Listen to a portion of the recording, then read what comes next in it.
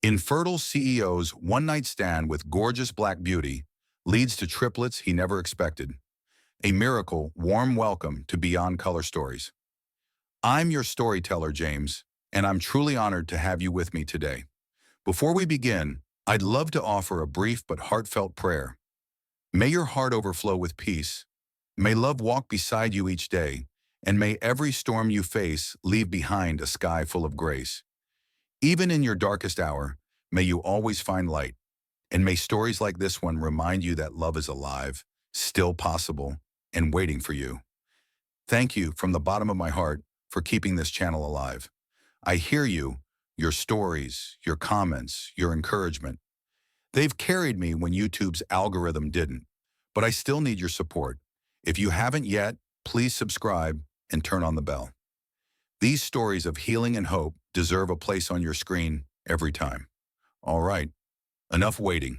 Let's dive into today's story, a tale that will stir your soul, soften your eyes, and remind your heart to believe in love again. Let's begin. Matt Henry, his name echoed through boardrooms, stamped across headlines, whispered in awe by rivals. A man whose empire stretched wide, whose suits were custom, whose eyes, steel gray, could silence a room. But behind all that, behind the empire and elegance, was a man caged by silence, a heart guarded, aching, unreachable, billionaire, icon stoic, but also alone. His mansion sparkled, crystal chandeliers, imported marble, art worth millions. But beauty couldn't fill silence, and silence was everywhere. It sat beside him at dinner, waited by the fireplace, slept beside him in his massive bed. It whispered the truth, that love had never taken root in his home, that dreams of fatherhood remained just that, dreams. Twice he'd tried, twice he'd married, elegant women, bright futures, empty endings. Both left, both blamed him, said he was broken. Not enough. Their final words weren't accusations, they were knives. He couldn't give them children. And with those words, something in Matt shattered, not just as a man, but as a would-be father. He'd sit in that enormous dining hall meant for 20 alone, surrounded by marble and gold, thinking about all he could give: luxury, security, power, but not life, not legacy, not laughter that echoed from tiny feet running across floors. He owned everything but the thing he wanted most, the thing money couldn't buy. Photographers captured him at galas, stepping from sports cars, drinking vintage champagne, but they didn't see what he did when he went home. The untouched scotch, the fire no one sat beside, the way he looked up at stars and wondered if maybe he just wasn't meant to be a father. Maybe he was born to build kingdoms for others. He tried. God knows he tried. Doctors, clinics, monks, rituals, hopes high, hopes dashed, each test a dagger, each remedy a lie. And with every failure, another brick in the wall he built around his heart, a wall no love could scale. He buried hope under ambition and replaced longing with legacy. He married business, signed deals, expanded across continents, held parties so dazzling, even stars seemed dim. But the night always ended the same. He walked alone through that grand entrance, nodded at maids, passed chefs preparing meals no one would eat, and climbed the stairs to a bed that never welcomed a wife, a child, a dream fulfilled. In the dark, he imagined it all: the scent of baby lotion, giggles echoing through the halls, the weight of a sleepy toddler on his chest. Then morning would break the spell. He'd rise, dress, leave, alone, always alone. And the world? The world applauded, called him genius, called him giant, never knew how quietly he bled. Silver streaks edged his beard now, a reminder that time was still moving even if his life stood still. Still, he watched fathers in malls, eyes lingering, wondering, wishing, and even when he told himself it was over, that the dream had died, somewhere inside, that tiny flame refused to be snuffed out. But nights were the hardest. After the applause, after the handshakes, the emptiness echoed louder. He'd sit by his grand piano, fingers brushing keys like ghosts. Sometimes he read bedtime stories aloud, pretending a child listened, smiling up at him. But the air stayed still. No laughter, no warmth. Jets, islands, cars, companies, worth billions. But not one whispered, "I love you." Not one called him Dad. Power without affection, empire without legacy. A man the world bowed to, but who bent nightly under the weight of longing. Sometimes he asked the mirror, "Why me?" Sometimes it asked him back. The press called him invincible, indestructible, a tycoon forged of stone. But no headline captured the nights he woke from dreams of children, arms cradling nothing. People gossiped about his divorces, guessed why they ended. But no headline captured the nights he woke from dreams of children, arms cradling nothing. People gossiped about his divorces, guessed why they ended. But none knew what it meant to be looked at with pity by someone you loved, to be discarded for something out of your control. So he stopped trying, stopped dating, stopped believing.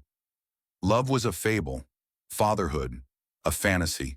He'd given up, built a fortress of solitude so thick, even his own soul got lost in it. And he might have stayed that way forever, until one night, a stormy evening, thunder crashing, rain painting the streets in sorrow, fate waiting just ahead.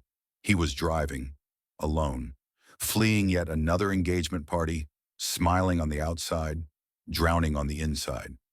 And that's when he saw her, a silhouette on the sidewalk, still in the storm, like a statue in the rain. His hands stilled on the wheel, his breath caught. The moment froze. He didn't know why, but everything inside him said, "Stop." Rain blurred the world into silver and shadow. His Bentley slowed without thought. The windshield wipers moved like an anxious heart. And then, her skin, a rich, deep brown, kissed by rain and streetlight. Curls clinging to her shoulders like velvet. Eyes, sapphire blue, powerful, fragile, a goddess in the downpour. She wasn't dressed in designer, no diamonds, just a cheap coat, soaked and clinging. But Matt had never seen anyone more regal. Royalty and pain, strength and stillness. He rolled the window down before he realized it. Cold air swept in. His voice, deep but gentle, bridged the space. "Do you need a ride?" She turned, slow, cautious, but not afraid. Her eyes met his, not with awe but assessment, as if looking past the car, the suit, the beard, into the man himself.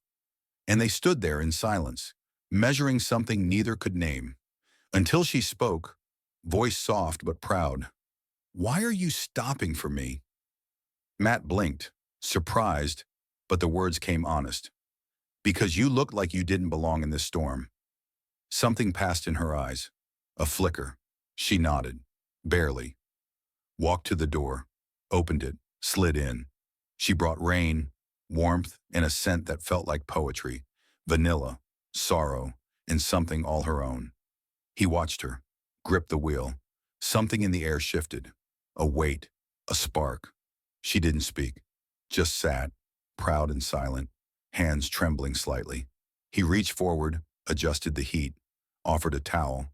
She took it, not with thanks, but grace, like accepting help was a gift, not weakness. "I'm Matt," he said quietly, voice stripped of wealth and weight. "Just a man, trying." She turned, eyes capturing him again. "Rosa," she replied, her name soft, strong. It landed like a prayer. Rosa. He repeated it in his mind. Rosa, a promise, a secret, a sunrise. She didn't explain, and he didn't ask. But he saw everything. The scar near her brow, the way she clutched the towel, the limp. She wasn't just beautiful. She was real, not polished, not posed, but alive. And God, she was breathtaking. Eventually she spoke. "I don't usually get in cars with strangers." Matt chuckled, a real laugh, his first in weeks. "I don't usually stop for anyone." Their eyes met. Something shifted. A thread spun between two lonely souls. He offered to drive her anywhere. She hesitated. Pride flickered, but something softened. She looked at him. Maybe it was his eyes, or his silence, or the fact that he didn't press. Just waited, present, still. I just need a place to think, she whispered. He nodded. No questions, no conditions. Just turned the car toward the harbor, where city lights danced across the water, and silence finally felt warm. Glass as she danced barefoot to a song only she could hear, the hem of his oversized shirt brushing her thighs, laughter tumbling from her lips like freedom. It hit him then, not like a thunderclap, but like sunrise, slow and certain and impossible to ignore. This wasn't a phase. This wasn't just healing. This was love, the kind that doesn't ask permission, that doesn't care about timelines or rules, that sneaks in through the cracks and grows wild like ivy around a heart left too long untouched. Matt didn't move, didn't speak. He just stood there, breath caught in his throat, watching her exist so effortlessly in a space that used to feel too big, too cold, too empty. Now every room hummed with her scent, her laughter, her light. And he knew in the deepest part of him that this woman, the one he met in the middle of a storm, the one he never planned for, was it, the turning point, the answer he hadn't known he was aching to find. Inside, Rosa twirled once more, catching him watching, her cheeks flushing as she stopped mid-spin. "What?" she asked, breathless, glowing. Matt stepped inside, barefoot and undone, and crossed the room in a few quiet strides. He reached her gently, like he was afraid she might vanish. His voice, when it came, was quiet, rough around the edges with truth. Stay. Not just for a little while, not for a week or a few more nights. Her eyes searched his, the music fading into the hush between them. Stay for everything, he said, for mornings and fights and birthdays and slow Sundays. For whatever this is becoming. Stay because I don't want a life where you're not part of it. Rosa didn't answer right away. Tears welled but didn't fall, caught in the delicate war between fear and hope. She'd run from so many things, promises, expectations, herself. But this felt different. Matt wasn't asking her to change or prove or earn. He was just asking her to stay, as she was, as he loved her. She lifted her hand slowly and cupped his face, thumb brushing the stubble on his cheek. "Okay," she whispered, "but only if you dance with me." Matt laughed, that deep, real laugh she'd come to adore, and pulled her gently into his arms as the next soft song began to play. And there, with the city glittering around them and their bodies swaying in quiet rhythm, two broken souls finally began to build a whole. Because love didn't need a perfect start, it just needed two hearts brave enough to stay. What I thought I'd never have. Not in this lifetime. Not in any lifetime. Rosa knelt down beside him again, as she had the night of his proposal, only this time it was different. This time, there wasn't a ring or a rooftop or a dinner that had gone cold. This time, there was something growing between them. Not just love, but life. A small, infinite echo of them both. And as Matt rested his forehead against her belly, Rosa ran her fingers through his hair, her voice a tremble of tenderness. "You were never broken, Matt," she whispered. "You were just waiting for the right miracle." They stayed there on the cool bathroom floor, wrapped around each other like vines finding their way toward light.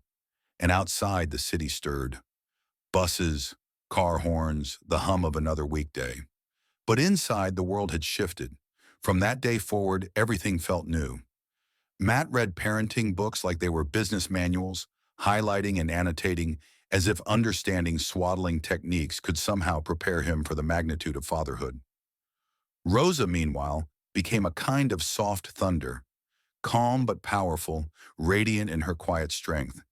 She wore his shirts even more now, resting tea on her belly like a growing shelf, humming lullabies she hadn't even realized she remembered from childhood.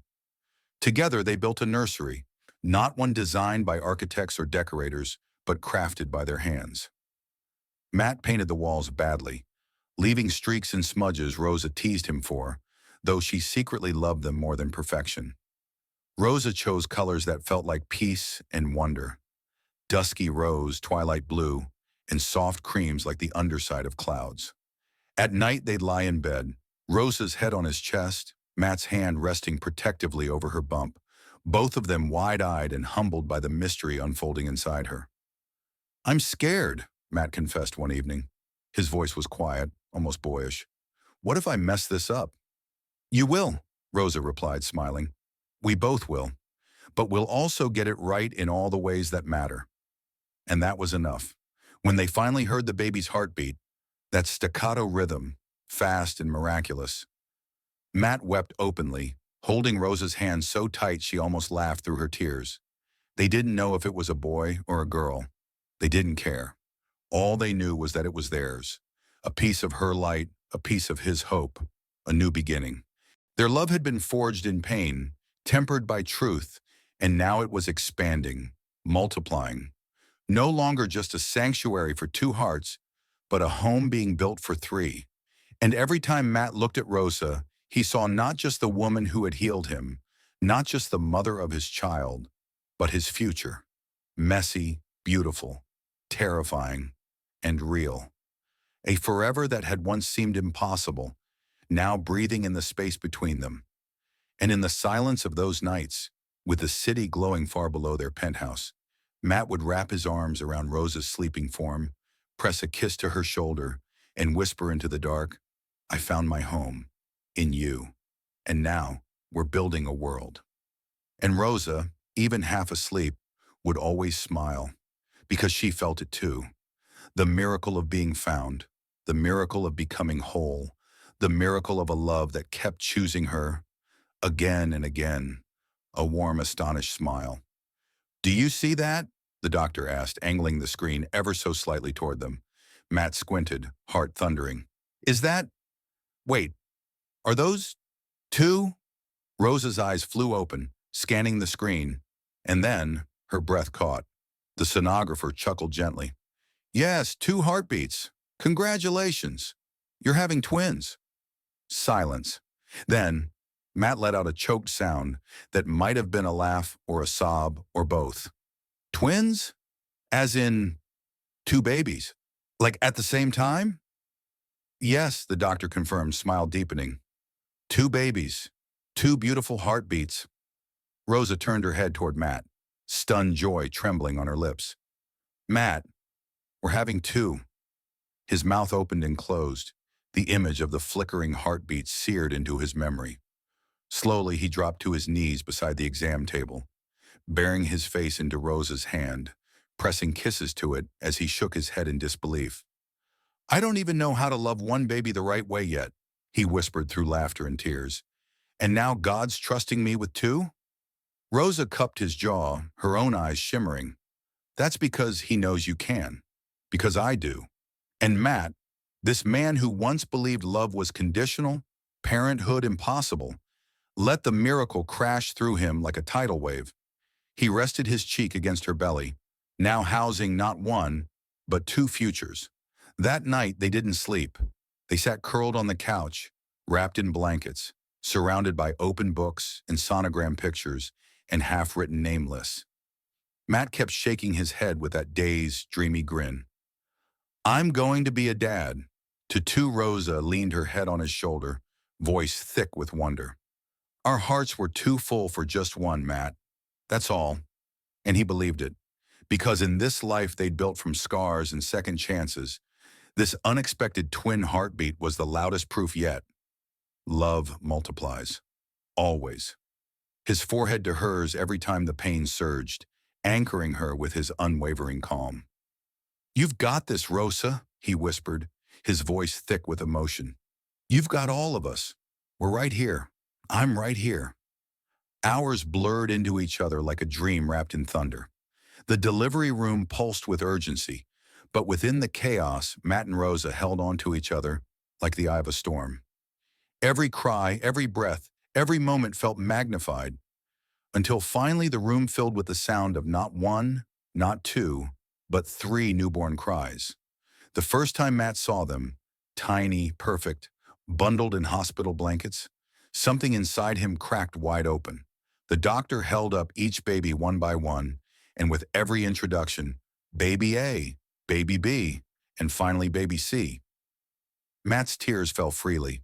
He wasn't embarrassed. He didn't care. His heart had never known a wait so beautiful. Rosa, exhausted but radiant, smiled weakly as the nurse laid the babies against her chest, one by one. Our miracle tale, she whispered hoarsely. They're here. Matt leaned down, kissed her forehead, then each of the babies. Welcome home, he choked out, the words barely escaping his lips through the emotion gripping his chest. And as the nurse gently turned the lights down, giving them a moment alone, Matt sat beside the bed, one arm around Rosa and the other resting gently over their children. His heart swelled with a gratitude too big to name. He didn't speak. He didn't need to. Everything he'd ever wanted was right there in that room, wrapped in warmth, new life, and the quiet magic of a love that had rewritten every chapter of his soul. Outside, the city slept beneath the stars. Inside, 5 heartbeats sang in harmony. Their story had only just begun, spoke not of passion alone, but of eternity. It was a kiss that held every chapter they had lived and every unwritten page still to come. A silent vow that no matter how the years turned, no matter how gray their hair or how wrinkled their hands, his love for her would never wane. It would only deepen, like roots anchoring them more firmly to the life they had built together. Rosa's hands rested on his chest as she looked up into his eyes, her voice no louder than a breath. This, us, it's more than I ever dreamed. It's not just love, Matt. It's home. You, me, and our boys. This is what I'll thank God for every day of my life. And Matt, his heart full, nodded once, slow and reverent. Then let's keep building it, my queen. Every moment, every laugh, every tear. I want it all with you. They stood there for a heartbeat longer, holding one another in the dim glow of their nursery, where 3 small cribs whispered of the future, where lullabies danced through the air like prayers, where the world outside could never compete with the sacredness of what existed between these 4 walls. Then quietly they slipped into bed together, exhausted, fulfilled, wrapped in a silence that didn't need to be filled. Rosa curled into Matt's chest, and he pulled the blanket up around her shoulders, placing one final kiss on her hair. Outside, the stars shimmered like silent witnesses to the story of a man who had found redemption, of a woman who had been loved into wholeness, and of 3 little souls who would grow up never questioning their worth because they were born into a world shaped entirely by love. And as sleep finally claimed them, tangled in each other beneath the soft light of their forever, the universe seemed to exhale in contentment, for this here was a love story complete, a legacy written not in ink but in devotion, and it had only just begun.